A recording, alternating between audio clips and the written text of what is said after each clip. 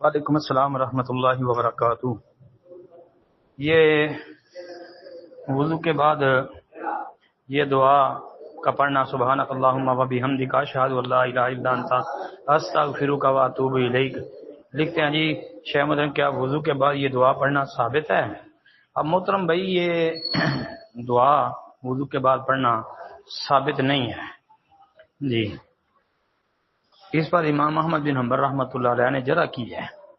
ایک تو یہ ہے کہ حشیم ان نبی ہاشم، یہ حشیم جو ہے نا، یہ مدلس راوی ہے۔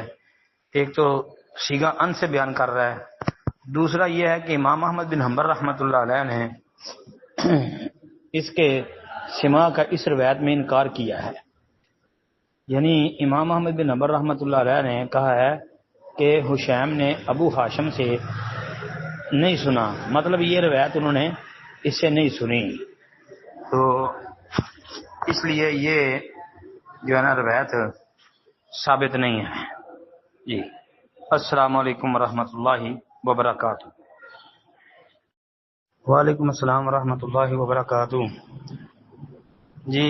یہ لکھا جی ایک روایت درکار ہے جس کے الفاظ کچھ اس طرح ہیں: جب نمازیں تاخیر سے پڑھی جائیں تو تم لوگ نمازیں وقت پر گھر میں پڑھ لو، اور فتنوں کا خدشہ ہو تو ان کے ساتھ بھی شامل ہو جایا کرو۔ کہتے ہیں جی اس حدیث کا متن، ترجمہ اور دلیل درکار ہے۔ محترم بھائی، سنن نبی داؤد کے اندر، صحیح مسلم وغیرہ کے اندر بھی یہ حدیث موجود ہے جی۔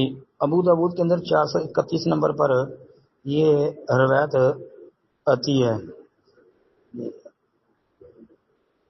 سیدنا ابو ذر رضی اللہ تعالیٰ عنہ کی بیان کردہ یہ روایت ہے۔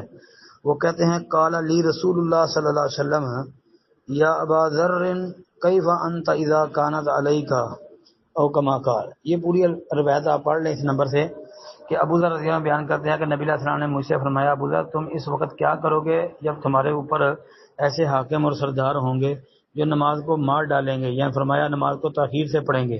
میں نے کہا اللہ کے رسول اس سلسلے میں آپ مجھے حکم کیا دیتے ہیں؟ آپ نے فرمایا تم نماز وقت پر پڑھ لو، پھر اگر تم ان کے ساتھ یہی نماز پاؤ تو دوبارہ پڑھ لیا کرو جی، اور یہ تمہارے لیے نفل ہو جائے گی۔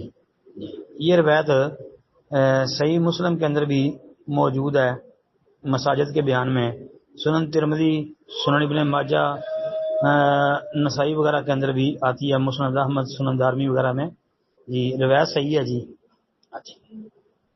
السلام علیکم ورحمۃ اللہ وبرکاتہ۔